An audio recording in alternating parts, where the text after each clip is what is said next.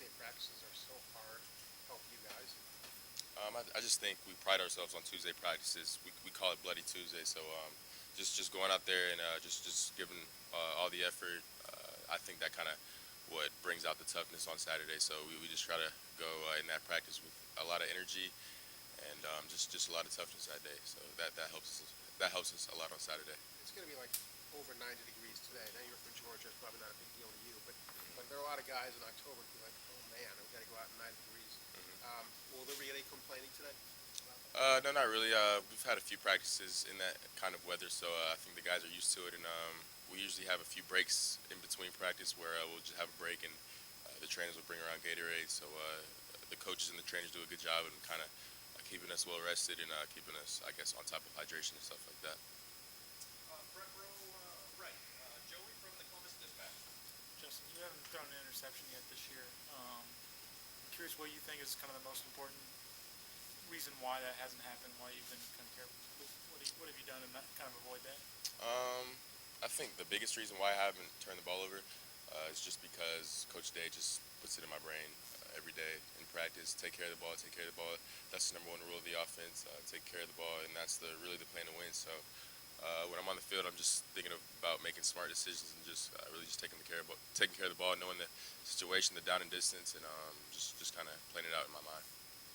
Front row right. Tim from Letterman Row. Yeah, just is it obvious to you during a game that your offensive line is getting the job done? I mean, did you pick up on that? I mean, and did you notice it, for example, Saturday night? Yeah. I mean, we would definitely were running the ball down their throats. So Coach Stud does a great job with the O line, and I think that they work hard and they do a great job in the weight room and everything off the field too. So that's just a tribute to them on the field. I mean, it's nothing new, and they also get a good look from our defense because we have one of the best D lines in the country. So I just think in terms of the coaching from Coach Stud, the practicing with our D line, I think that all contributes to their performances on Saturdays. One other quick thing, I don't know if you noticed or not, but when y'all do go good against good ones on ones, like on Bloody Tuesday, etc., is Jeffrey Okuda in particular flashing to you? I mean, is it obvious that Yeah. he's? How does it show up? I mean, we always talk about so there's some days where he might not have a completed ball on him, and he always talks a little bit of trash. But we're pretty good buds, and really, and when I do complete a ball on him, then I'm talking back at him. So we kind of have that friendly competition. So we just always compete really. So I mean, he's a great cornerback. Front row right. Austin from Letterman Row. Justin, Coach Day keeps talking about how he praises your throwaways, and those are his favorite throws. Are you not getting tired of that? No. You're throwing some good passes too. Would you like some credit for the touchdowns? No, not really, because I mean, the good passes that I do throw, it just has to become a routine. I can't just really get praise off of that. I really like getting praise off of the throwaways because that's the stuff that I'm really not used to. Really, in high school, I didn't really throw the ball away. I would just try to run and just get extra yards. So just throwing the ball away, I think has made me a better quarterback in terms of decision making and stuff like that. So I'm happy when he says that. What's the in-game communication like between you two? Because he's trying to be the head coach, and you have Mike Yursich obviously to deal with as well. But how much does Coach Day talk to you during a game? He doesn't talk to me that much. I mean, he might talk to me like after a drive a little bit, but not too much because I know he has a bunch of other things going on. But he talks to me a little bit during the game, and then when I need to talk to him or ask him a question, he's always there to help. So. Fourth row left. Edward from ESPN. Justin, just how much fun have you had these first few weeks of the season? Of course, I've had a great time with the teammates and the coaches and everybody out here. But yeah, I mean, I've had really the time of my life. It's been a great, I guess, a great thing. Just getting to meet all the guys here and just kind of bonding with them. And I think we're kind of, I guess the word would be, I guess, coming together as a team. Each and every week, so I think we're getting stronger as in chemistry and stuff like that as a team, and I just think we can really become one of the best teams that has ever played at Ohio State. But for you personally, just on the field with how you played, I mean, putting up PlayStation numbers right now. I mean, I'm not really worried about the numbers I put up, and really in my mind, it's what I expect. I'm not surprised by it at all. Just all the work I put in over the summer and the past years, so it's really not a surprise to me. I just expected it to be like this, really. Coach Day's scheme, what about it has helped you become more comfortable now compared to spring? It's a great scheme. We put in a lot of new plays every week, but really just I would say the biggest thing is him coaching up all the details where everybody on the field knows exactly what to do and when to do it. So just the coaches we have and just really the brains behind the scheme really helps the players out, I guess, understand it more. What's your approach facing Michigan State's defense? It's the best defense in the league. Nothing special. Just go out there and do what we do and just execute and just do what you're supposed to do. You can't really do anything more. Can't do anything less. You just got to go out there and really just do your job. Fourth row middle, Patrick from 247 Sports. Following up on that, I don't know how much you've looked at Michigan State's defense, but historically they have been one of the tougher pass defenses in the country. You guys haven't played a ton of very difficult defenses yet. Does it take anything different? Do you have to study a little bit more? I mean, Coach Day said they have an answer for almost everything that an offense does. Do you have to prepare any differently when you face a defense like that? I think I've prepared in the recent weeks a good bit, so I'm not really going to change up my routine at all, just because we're playing Michigan State. But they are a great defensive team, and they do have a great scheme, great coaches on defense, and great coaches on both sides of the ball. They have great players, so I'm really not going to watch more film or do anything like that, because I feel like I watch enough film throughout the week and with the coaches and stuff like that, so I'm really not going to do anything different as in terms of routine. Far left, Lori from 610 WTVN. Justin, how much of your potential have we been able to see so far? I mean, I guess it's a hard question. I think I have a lot of potential, but I think I haven't been able to show it yet. I think I have a lot of room to improve. Really, I think my ceiling is very high. So as I continue to work each and every week, I think I'll continue to get better each and every week. So just going out there on the practice field and really practicing as like it was a game, something like that. So that would just help me get better as a player, really. So if your ceiling is here and you're here, what's in this area? Just lack of experience right now? Or is there something that you'd like to... It'll just be like little things that I see myself that I can get better at, like in terms of footwork and stuff like that, and just getting the ball out quicker. But those little things end up having big differences on the field. So just working on those little things on the practice field, I think will help me be a better quarterback. Second row left, Steven from Cleveland.com. Justin, are you a big reward your offensive lineman type of guy? Like, Yeah, me and JK took the O-line out to eat at Benihana's the other day, so that was just good hanging out with all those guys and just kind of rewarding them for what they've done for me and him on the field. and also on the lines of interceptions, last time you threw an interception, you were at Harrison still. Like, do you remember that throw? Yeah, I do. It was actually the day I committed to Georgia. I'm pretty sure. I think it was like a tip ball or something like that. So really couldn't do anything about it. But I think that was the last time I threw it. How did you handle that versus how you think you'll handle it whenever that first interception does happen? I mean, I throw interceptions in practice, so I mean, I probably won't treat it any different. As Coach Day says, you just gotta move on to the next play and just worry about the next play. So I'm not really gonna dwell on it that much and just kind of just really play my game. Front row left, Doug from Cleveland.com. Justin, the not throwing picks is a very difficult thing to do.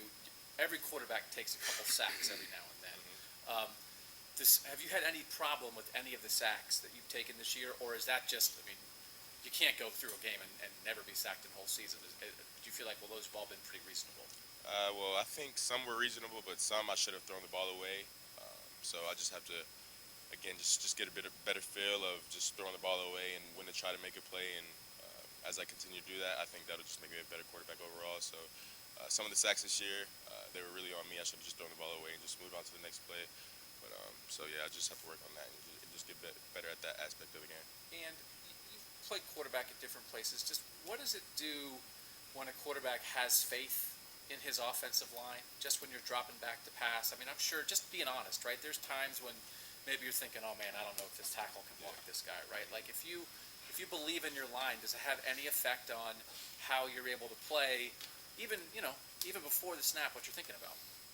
It definitely gives you confidence in the pocket and just your awareness. So you're really not worried about the pocket. You're kind of just feeling it out, and you kind of just really worried about what's downfield rather than It's just this guy from the back coming to get me or whatever. So I think it just gives a quarterback the sense of confidence and knowing his O-line is blocking up there for him and just really just worried about the receivers downfield and the coverage.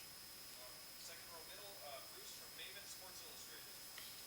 We've heard from Coach Day that he loved another throwaway of yours. I'd be curious to know, I'm assuming the throwaway is not your favorite play. What are your favorite throws this year or your favorite plays? Would it be the throw to Garrett the other night, one to Ben against Miami of Ohio, which are on your highlight reel?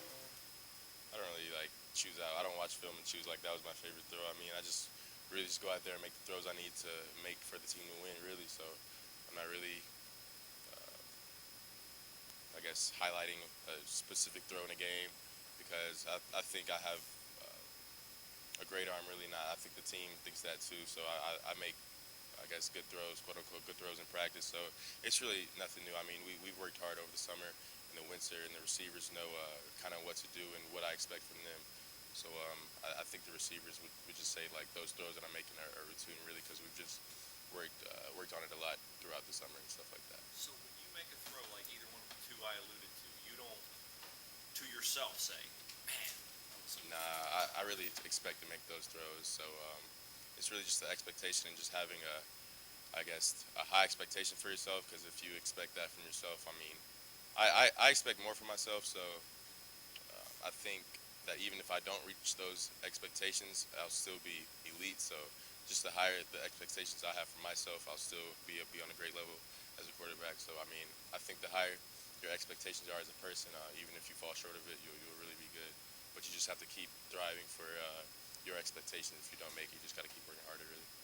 Midst of a game, are you more apt to be pleased with your performance or feel like you're missing things? Say that again? In the midst of a game, the vibe you have about how you're playing, are you more apt to be feeling like, hey, I'm playing pretty well? Or, I wish I had, Yeah, I mean, of course, throws and completions, they definitely build you up as the game goes on. But I mean, you can't really dwell on those things. You can't really get too high or get too low if you're not having a good game. You kind of just have to stay even keeled and just worry about the next play, really, because just really, Coach Shearson says each play has its own life. So you just have to focus on that particular play and just execute that play to the best of your ability. Just a few more. Second row, right, Tony from the Ozone. Justin, what does Master Teague do for this offense?